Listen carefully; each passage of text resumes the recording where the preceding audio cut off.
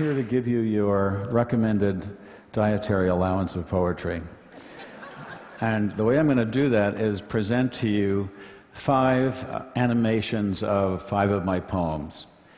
And let me just tell you a little bit how that came about, because the mixing of those two media is a sort of unnatural or unnecessary act. But when I was United States Poet Laureate, and I love saying that, it's a great way to start sentences.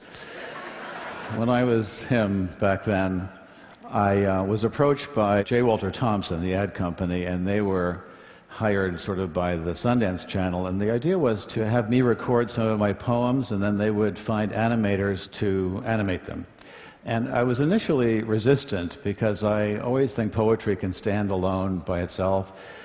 Attempts to put my poems to music have had disastrous results in all cases. And the poem, if it's written with the ear, already has been set to its own verbal music as it was composed. And surely, if you're reading a poem that mentions a cow, you don't need on the facing page a drawing of a cow. I mean, let's let the reader do a little work. But I relented because it seemed like an interesting possibility, and also I'm a total cartoon junkie since childhood. I think more influential than Emily Dickinson or Coleridge or Wordsworth on my imagination were Warner Brothers' Merry Melodies and Looney Tunes cartoons. Bugs Bunny is my muse. And this way poetry would find its way onto television of all places. And I'm pretty much all for poetry in public places, poetry on buses, poetry on subways, on billboards, on cereal boxes. When I was Poet Laureate, there I go again, I can't help it. It's true. I created a poetry channel on Delta Airlines that lasted for a couple of years, so you could tune into poetry as you were flying. My sense is it's a good thing to get poetry out of the kind of off the shelves and more into public life. Start a meeting with a poem. That would be an idea you might take with you. When you get a poem on a billboard or on the radio or on a cereal box or whatever, it happens to you so suddenly that you don't have time to deploy your anti-poetry deflector shields that were installed in high school. So let us start with the first one. It's a little poem called Budapest, and in it I reveal, or pretend to reveal, the secrets of the creative process. Budapest. My pen moves along the page like the snout of a strange animal, shaped like a human arm, and dressed in the sleeve of a loose green sweater. I watch it sniffing the paper ceaselessly, intent as any forager that has nothing on its mind but the grubs and insects that will allow it to live another day. It wants only to be here tomorrow, dressed perhaps in the sleeve of a plaid shirt, nose pressed against the page, writing a few more dutiful lines, while I gaze out the window and imagine Budapest, or some other city where I have never been. So that makes it seem a little easier. Writing is not actually as easy as that for me, but I like to pretend that it comes with ease. One of my students came up after class an introductory class, and she said, you know, poetry is harder than writing, which I found both erroneous and profound. So I like to at least pretend it just flows out. A friend of mine has a slogan, which he's another poet. He says that if at first you don't succeed, hide all evidence you ever tried. The next poem is also rather short, and it really is just, poetry just says a few things in different ways. And I think you could boil this poem down to saying, some days you eat the bear, other days the bear eats you, and it uses the imagery of dollhouse furniture. Some days. Some days I put the people in their places at the table. bend their legs at the knees, if they come with that feature, and fix them into the tiny wooden chairs. All afternoon, they face one another, the man in the brown suit, the woman in the blue dress, perfectly motionless, perfectly behaved.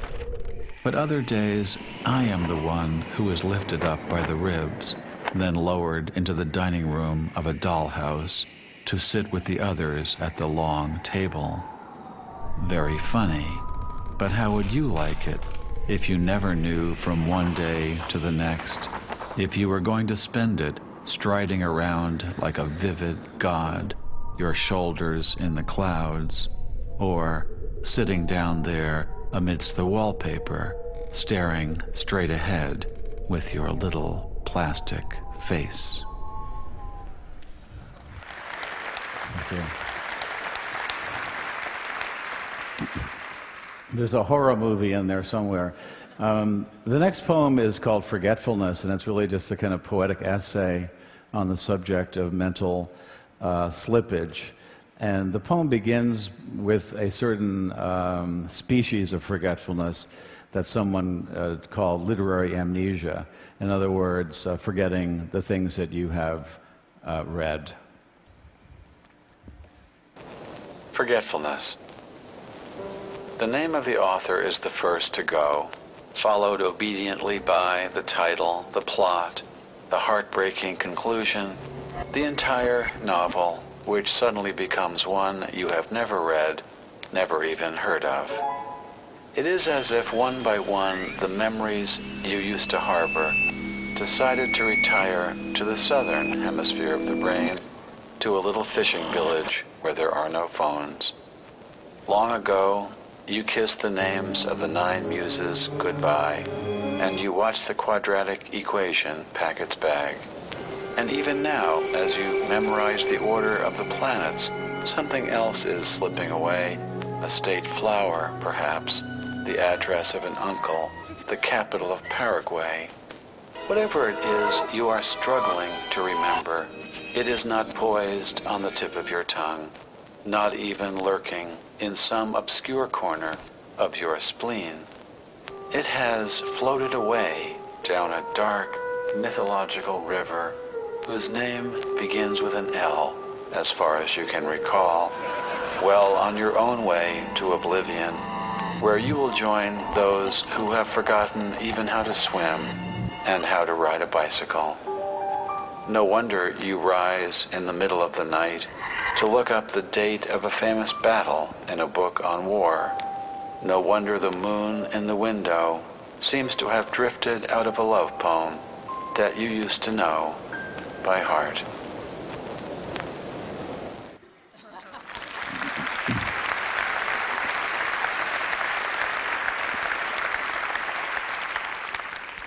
The next poem is called The Country, and it's based on when I was in college, I met a classmate who remains to be a friend of mine. He lived in, still does, in rural Vermont. I lived in New York City. And we would visit each other, and when I would go up to the country, he would teach me things like deer hunting, which meant getting lost with a gun, basically, and trout fishing and stuff like that. And then he'd come down to New York City, and I'd teach him what I knew, which was largely smoking and drinking. And in that way, we traded lore with each other.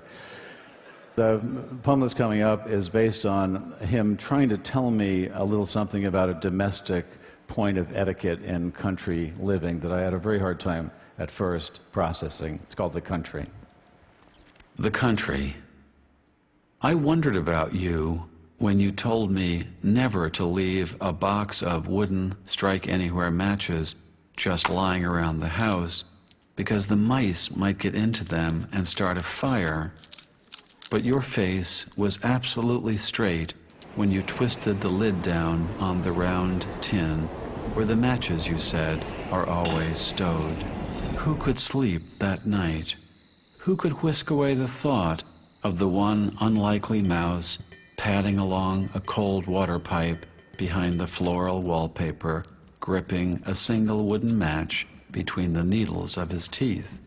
Who could not see him rounding a corner, the blue tip scratching against a rough-hewn beam, the sudden flare, and the creature, for one bright, shining moment, suddenly thrust ahead of his time, now a fire starter, now a torchbearer in a forgotten ritual, little brown druid illuminating some ancient night.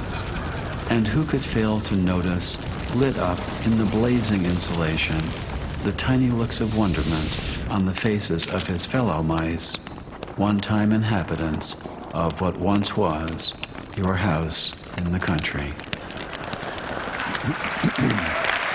That's good. I agree. Thank you. And the last poem is called The Dead. I wrote this after a friend's funeral, but not so much about the friend as something the eulogist kept saying, as all eulogists tend to do, which is how happy the deceased would be to look down and see all of us assembled. And that, to me, was a bad start to the afterlife, having to witness your own funeral and feel gratified. So the little poem is called The Dead. The dead. The dead are always looking down on us, they say. While we are putting on our shoes or making a sandwich, they are looking down through the glass-bottom boats of heaven as they row themselves slowly through eternity. They watch the tops of our heads moving below on earth, and when we lie down in a field or on a couch, drugged perhaps by the hum of a warm afternoon, they think we are looking back at them, which makes them lift their oars and fall silent and wait, like parents, for us to close our eyes.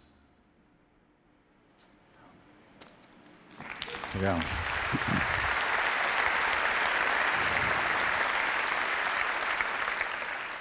I'm not sure if other poems will be animated. It took a long time. I mean, it's rather uncommon to have this marriage, a long time to put those two together. But then again, it took us a long time to put the wheel and the suitcase together. You know, I mean, we had the wheel for some time, and schlepping is an ancient and honorable art. So I just have time to read a more recent poem to you. It's about, if it has a subject, the subject is adolescence, and it's addressed to a certain person. It's called To My Favorite 17-Year-Old High School Girl. Do you realize that if you had started building the Parthenon on the day you were born, you would be all done in only one more year? Of course, you couldn't have done that all alone, so never mind. You're fine just being yourself. You're loved for just being you. But did you know that at your age, Judy Garland was pulling down $150,000 a picture? Joan of Arc was leading the French army to victory, and Blaise Pascal had cleaned up his room. No, wait, I mean he had invented the calculator. Of course, there will be time for all that later in your life, after you come out of your room and begin to blossom, or at least pick up all your socks. For some reason, I keep remembering that Lady Jane Grey was Queen of England when she was only 15. But then she was beheaded, so never mind her as a role model. A few centuries later, when he was your age, Franz Schubert was doing the dishes for his family. But that did not keep him from composing 2 symphonies, 4 operas, and 2 complete masses as a youngster. But of course, that was in Austria at the height of Romantic lyricism, not here in the suburbs of Cleveland. Frankly, who cares if Annie Oakley was a crack shot at 15, or if Maria Callas debuted as Tosca at 17? We think you are special just being you, playing with your food and staring into space. By the way, I lied about Schubert doing the dishes, but that doesn't mean he never helped out around the house. Thank you. Thank you. Thank you. Nice.